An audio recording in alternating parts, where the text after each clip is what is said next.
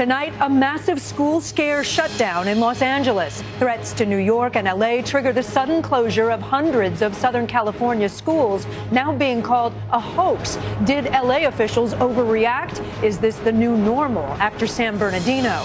Fight night in Vegas, Trump versus Cruz, Cruz versus Rubio, and fireworks on the Strip as national security takes center stage.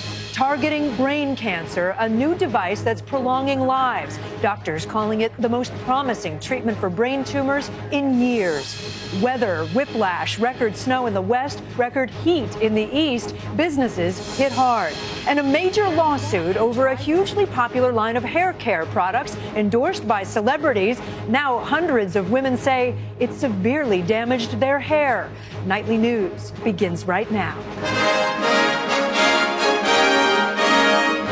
From NBC News World Headquarters in New York, this is NBC Nightly News with Lester Holt. Good evening. I'm Kate Snow in for Lester tonight. It's being called unprecedented, the massive, sudden shutdown of the second largest school district in the nation because of a credible, serious threat of a large-scale attack, or so it was first described. Over 900 schools closed, searched room by room, hundreds of thousands of students affected, a chaotic day in Los Angeles. But then we came to learn New York City received a similar threat, both now being called hoaxes.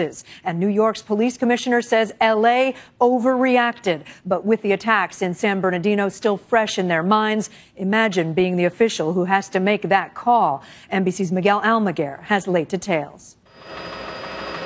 Shortly before 7 a.m., police were mobilized and the decision was made public.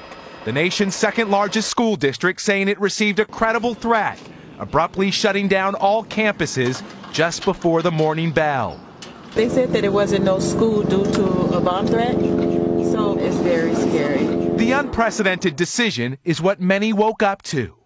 Breaking news of the massive district-wide shutdown of LAUSD schools. The threat came by email. A person claiming to be a high school senior ready with an army to attack schools with guns and bombs. Los Angeles is just 65 miles from San Bernardino, where 14 were killed in a terror attack less than 2 weeks ago.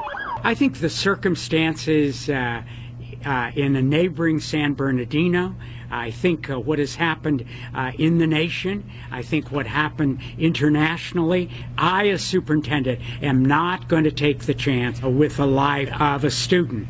The police chief said the threat was specific to all Los Angeles schools. The implied threat was explosive devices. The specific threat was attack with assault rifles and machine pistols. While the chief stood by the superintendent, privately, Los Angeles area law enforcement officials say they advised against closing schools, saying the decision was premature and a bad move. The coordinated sweep of LA schools for bombs, a massive undertaking. LAUSD spans 710 square miles with more than 1,000 campuses and 700,000 students, many about to take final exams. I guess we have to live through this and live this way, you know, trying to see if terrorists are going to come and get us. With school buses suddenly turned around, many had nowhere to go. Staff and parents complained notification came too late. Tonight, Anthony Carzan has to explain to his 4-year-old son, AJ, why fear has gripped the region and now his school. He doesn't know, like, what's going on in the world, like, with what happened, like, in Paris and San Bernardino. He just, he's just happy all the time. Tonight, law enforcement officials are still checking campuses for suspicious devices. Meantime, a 17-year-old student was struck and killed by a truck after he was crossing an intersection. It's unclear if that student was headed to or from campus after the school closures. Kate? Miguel, thanks so much. And it appears a new normal is emerging after the attack in San Bernardino, as a majority of Americans now say terrorism is their #1 concern. And with that as the backdrop, we saw a tale of two cities today and the very different ways that New York and Los Angeles reacted when the threats came in. Here's our Justice correspondent Pete Williams on how it all went down. Children in the nation's largest public school system in New York City headed to class today, even though police said a nearly identical threat was emailed to schools there. New York's police commissioner, who once held that same job in Los Angeles, said LA overreacted. It is not something that we are concerned with. What we would be concerned with is overreacting to it. We will stay aware, we will stay involved, but we at all costs cannot start overreacting. Several law enforcement officials say the writer of both emails claimed to be a high school senior who was bullied and claimed to have an army of supporters who planted pressure cooker bombs and had assault rifles and pistols. The writer claimed to be a radical Muslim but made mistakes in referring to Islam. A phony threat, New York authorities say they concluded, because the same person could not be a student in two places at once. Local and federal law enforcement officials say the LA schools chief made the decision and then consulted the police, who officials say recommended against closing the schools. But there was a unanimous view about how serious the decision was. These are very high stakes.